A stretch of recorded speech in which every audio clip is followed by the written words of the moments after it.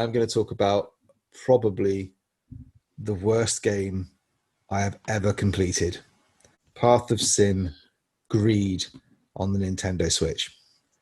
This is, without any shadow of a doubt, the worst game I have possibly ever played, but definitely ever actually completed. You completed that game where you had to rip off girls' panties? Hey, that was you, Pat. No, not Akiba Strip. The other one with the one you sent me after you completed it. Kotodama. This is worse. That's worse than that. This game is worse than that game. Right? It's a hidden object game.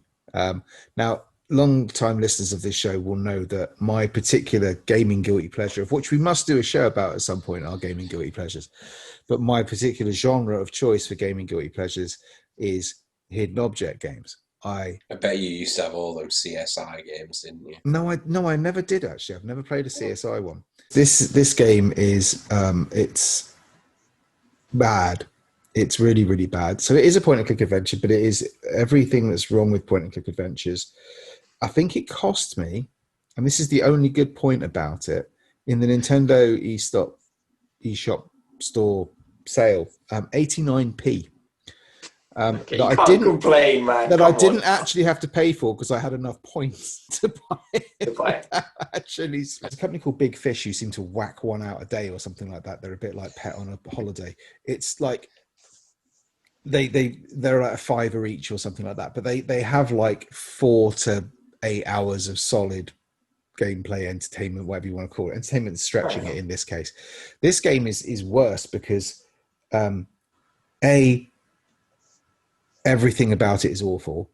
The voice acting specifically is probably the worst voice acting. I mean, I'm not even kidding. The guy that if you're watching YouTube, the guy behind me, if you can see that, is my boss. I don't know who the woman is. I don't think I've ever met her before, in game or out of game ever. And you played the entire game? Yes. No, not only did I play the entire game, not only did I complete the entire game, but when you play the game, you finish it, you unlock an epilogue. And I played that too. I stayed up till 2 o'clock in the morning playing this game, and I have no idea why. This is awful. This is the kind of game, right, where you walk into a scene and then it's like, okay, yeah, there might be a clue over there. So you click on it and it takes you into a zoom, and it's like, to unlock this cupboard, you need to find a crest of a seashell. And you're like, why? No rationale for it at all. But these are everywhere, right? There's things where, like, you go into somebody's dressing room and there's like a puff on the floor, like a footstool, and you walk over to it and you have to, you can kind of lift up the lid of this puff, and there's like, to do this, you can't just lift it up. You have to go and find a special tool to lift it up. But that tool isn't the proper tool. It's like, I don't know, a starting handle from a 1952 Chevy that's out in the garage or something like that. Why am I doing that? When also in my inventory at the same time, I have a poker from a fire, right? So why can't I just use the poker to open the fucking lid? No, it's got to be the starting handle from the 1952 Chevy in the garage. Only the crank can do it. Everything about this game is just awful. It's like it asks you to find like a candle holder, and you find one. It's like, no, not that one. We need the one from 1932. Yeah, but it does the same thing. But you'll have things like, to go into the back of, like, okay, to unlock a door to get into like a room, obviously, right? Door, room. You have to find a certain key, and it's not a key. It's like it's like a gem or something like that, right? You find the gem in a statue in the garden, a statue that's been there since 1872, when the door was only built in 1993. It's like, absolutely makes no sense. Who made this disaster? I don't know who developed it. I don't want to know anything else about it. It's bad. Okay. The only reason I want to know who the developer of this is so I never buy a game from them ever again.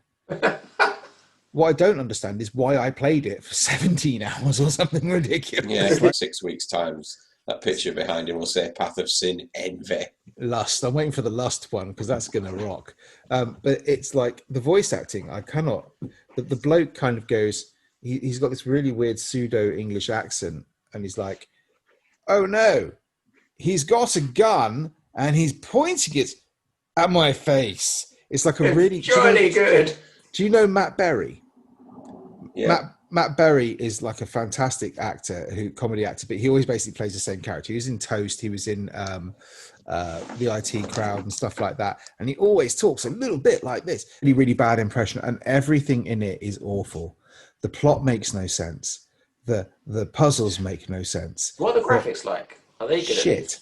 I mean, they look like what they look behind. No, they don't even look that. They're not that.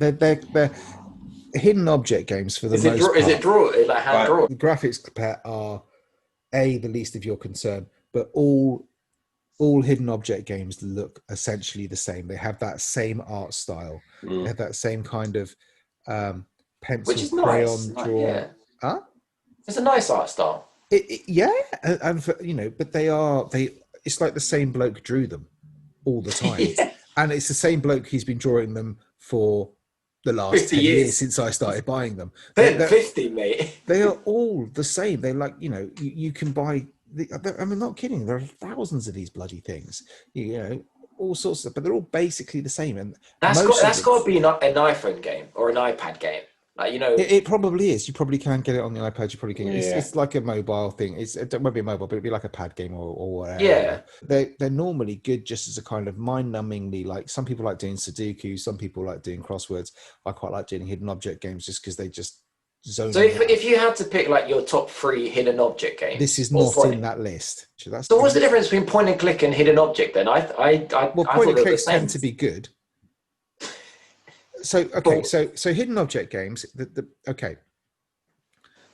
Hidden object games. You have a static screen. They're normally done in the first person, so there's no character on the screen that represents you. Okay, so it's normally first person. You're looking at a picture, like a static drawn art picture. Okay, and you might see a door on the left and a door on the right. If you click on that, it will take you to another static picture. Okay. That's basically how it goes. Well, it just cuts to black and you're in another room. And then you're in the other. You don't walk towards it or anything like that. No. You can see things of interest around the room, and then when you click on that, it will take you to another static picture that might be a puzzle or a mini game, or it might be a hidden object game, which is basically a cluttered picture.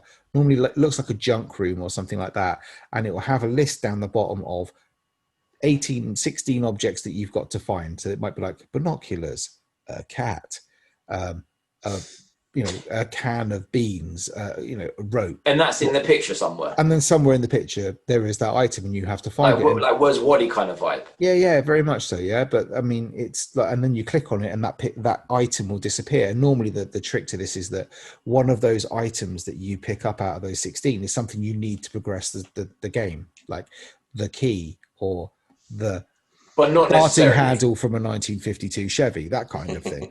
So so you do that, and then when you get that, then that allows you to go back to the other room and put the chess piece on the square on the table, which unlocks the secret chamber.